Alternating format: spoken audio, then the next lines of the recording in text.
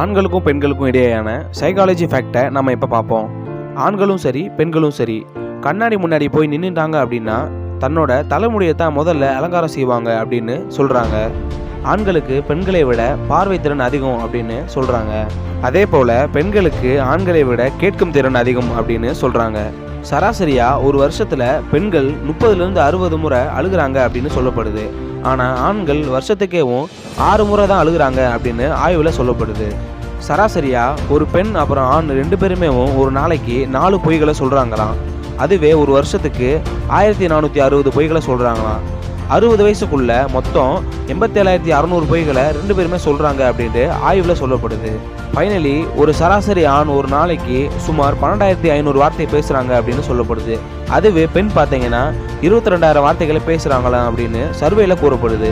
இது போல் இன்ட்ரெஸ்டிங்கான விஷயம் தெரிஞ்சுக்கணும்னா நம்ம சேனலை சப்ஸ்கிரைப் பண்ண மறந்துடாதீங்க.